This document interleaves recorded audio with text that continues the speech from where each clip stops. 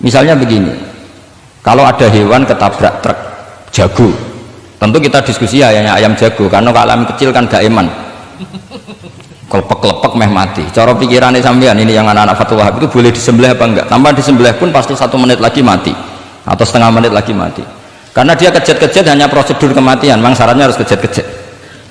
Tapi kan dia sudah tidak punya hayatun mustaqirrah.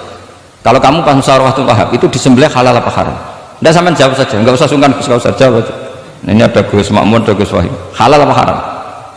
Cara pikirannya Syekh Zakaria Al-Ansori, bajuri itu haram karena dia tidak punya hayatun mustaqirrah.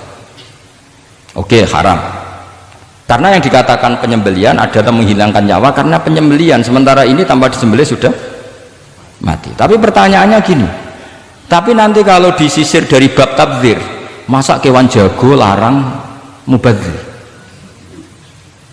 Maka menurut mazhab Imam Malik pokoknya keceluk di nyawa, angger keceluk di nyawa disembelih ya halal karena jenenge nyembelih hewan yang masih hidup senajan tau wis kejet.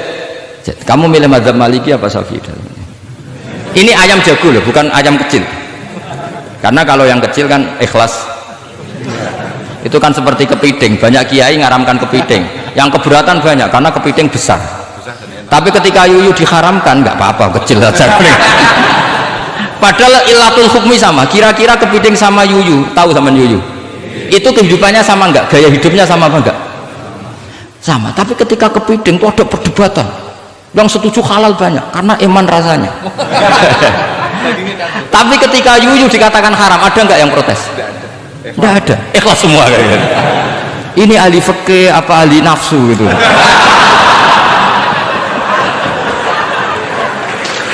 Jadi apa debat itu akhirnya nggak mutu kan? Coba kehidupannya kepiting sama yuyu itu sama apa enggak? Sama. Kenapa kepiting mukhtalaf alaih kalau yang yuyu hampir semua kiai meyakini haram? Kenapa? Sama. Saya itu pernah betul ngalamin, saya mau pas jalan-jalan sama putri saya, ada ayam jago ditabrak truk itu. Sudah kejet-kejet, tanya orangnya, Gus ini halal enggak? Saya bilang untuk kamu halal. Lama-lama orangnya penasaran, kok untuk kamu, untuk hukum kok ada untuk kamu, untuk... hanya tanya, gak Gus mestine iku piye? Kon tak haramno ya ora siap, wong kon iman nggih Gus bener. Ya misale cara jenengan, aku kiai kurang pegawian tapi ya mangan pitik kejet-kejet. Tapi ini logika ya, logika yang dibangun fikih. Fikih itu kalau bangun kaidahnya gampang. Fikih itu gampang sekali karena sesuai fitrah manusia. Misalnya fikih itu kadang saya baca itu ya tertawa. Coba orang wajib mandi karena keluar mani, ya sudah keluar mani wajib mandi. Sebetulnya keluar anak itu tidak ada hadisnya, nggak ada dalilnya. Tapi wajib mandi orang nifas itu karena mengeluarkan anak. Itu orang-orang fikih yang masih asli itu kalau bilang ya li anal walada manyun munakidun. Ya kadang-kadang sembrono. Ya enteng saja. Mbah jenengan tak nonton tenan kok ngendikane gitu. Li anal walada maniyun munakidun. Jadi sampean itu ya maniyun munakidun. Jadi khurujul mani itu ya punya far'ul hukmi yaitu khurujul walad, sama-sama yujibul husla karena sama-sama apa? Maniyun batin. Mbah tak nut tenan kok terus ini ajak guyon apa piye gitu. Dan ulama itu memang rileks. Ketika Syekh Zakaria Al-Ansori membela mazhab Syafi'i yaitu dalam konteks tahur, kita tahu kan kalau ghafir itu mengampuni, kalau sering mengampuni disebut ghafur. Syakir orang yang terima kasih, kalau sering syukur disebut syakur. Sehingga rata-rata sifatnya Allah itu ikut sifat mubalaghah, wahhab, faul ya. Ya kan itu aturannya gitu kan, fa'alun aw mif'alun aw fa'ulu fi kasratin an fa'ilin badil. Nah logikanya kalau wa anzalna minas sama ima'an tahura, artinya kalau nak maknani gini, wa anzalna lan nurono ingsun Allah minas sama isange langit nurono ma'an ing banyu tahuron kang iso nyucikno bolak-balik. Karena faul adalah untuk lil kasroh atau lil mubah, harusnya nggak ada mustakmal. Maka saya sering kadang balelo nggak ada mustakmalan karena wazannya faulan tohuron.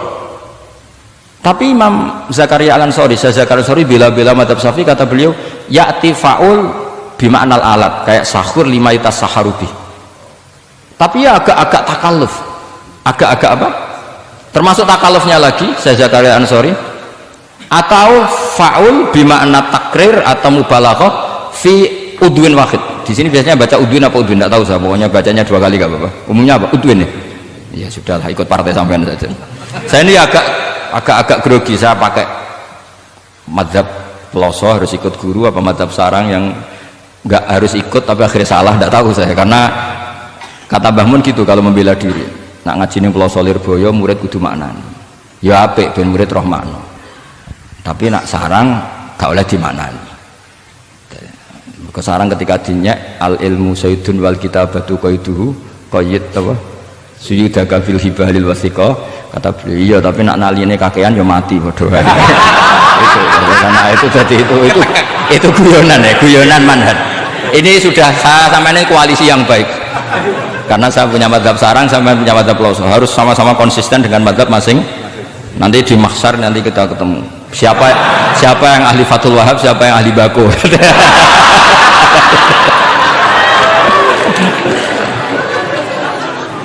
Nah, pikirannya Fathul Wahab kalau sampean khatam betul itu untuk takrir tapi fi udwin wahid, yaitu air yang sudah mensucikan ini misalnya masih bisa mensucikan ini, yang bisa mensucikan asal masih fi udwin wahid.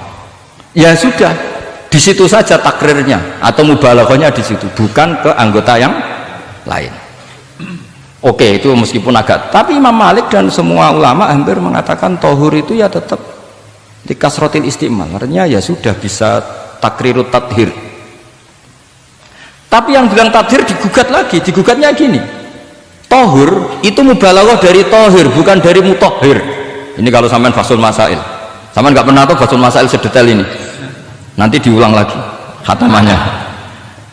Tohur itu bukan mubalaghah dari tohir tapi dari mutohir.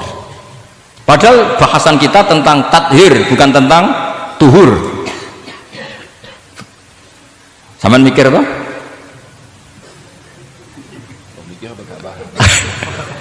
Nggak usah dijawab apa diterangkan?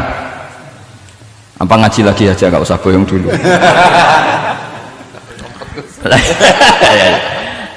Nah, kemudian akhirnya ulama mulai mikir bahwa lama nalit tohiriyah ilah dengan fungsi tohuriyah, tidak ada gunanya disestatuskan suci kemudian tidak berakibat mensucikan, karena ini air masih murni ma'un mutor, kecuali kayak teh kopi berstatus suci tapi tidak mensucikan. Tentu ma'an tohuro di konteks itu adalah tohir mutohir, karena contohnya air mutlak bukan kopi. Berarti meskipun tohur itu dari mubalaghah tohir tapi maknanya mutohir, itu perdebatan. Akhirnya apa? Orang itu menjadi cerdas, terutama di era Ibnu Hajar Al-Haytami, karena beliau ahli fikir, beliau itu cerdasnya Masya Allah. Tapi apapun itu beliau tetap manusia, kecerdasannya kadang berlebihan dalam aturan yang dipatok mazhab Syafi'i, termasuk mensyaratkan Jumatan harus orang 40. Sekarang pertanyaannya gini, sama tak beri pertanyaan, harus bisa jawab meskipun salah nggak apa-apa, saya butuh jawaban nggak butuh benar, karena sudah tahu mesti agak salah itu nggak apa-apa. Ketika ada satu kampung yang orangnya tidak sampai 40 dan mereka ingin Jumatan, menurut kamu itu harus Jumatan apa boleh Jumatan apa harus duhur? Apa ya Jumatan ya duhur? Masyarakat gak mau biasanya, tidak harus Jumatan, boleh tidak Jumatan apa harus duhur? Apa nggak perlu ada hukumnya ben karepmu? Nah, di kitab-kitab I'anatut Thalibin Sayyid Abi Bakar Sato itu beliau ngendikan kamu harus tetap Jumatan meskipun jumlahnya belum 40. Karena apa? Madharat tarkil Jum'ah itu lebih ngeri ketimbang mensyaratkan 40 yang asal usul dalilnya itu tidak jelas. Imam Ahmad bin Hanbal kalau ditanya apakah Jumatan harus 40, itu ghadiban sadidan, marah besar. Lam yarid fil adat nasun, kata beliau, nggak ada dalam adat Jumatan nas. Imam Syafi'i itu hanya asumsi, biasanya wong 40 mesti ono waline. Tapi potongan-potongan gini meskipun sebanyak ini kan enggak, sampean menjamin enggak kalau ada 200 orang ada walinya ini? Dulu itu 40 orang pasti ada walinya, sekarang buat 1000 enggak ada jaminan ada wali. Dulu itu ada 2 wali, yang satu rokok, dikritik sama yang enggak rokok. Mosok pangeran dikebuli katanya karena Tapi wali rokok ini ahli tauhid. Allah laisa bimakanin gitu. Saya tidak tahu ini jadi ya kacau. Wali itu kalau sudah debat itu bener mana? Yang satu goslo wali kok rokokan pengiran kok dikebuli. Yang satu bilang apa? Allah laisa bimakanin. Itu saya teruskan. Jadi perdebatan di fikih itu sebetulnya semuanya itu rasional. Karena fikih dibangun di bawah qaidatul fikih, qawaidul fikih dan usul fikih, dan semuanya itu muktabar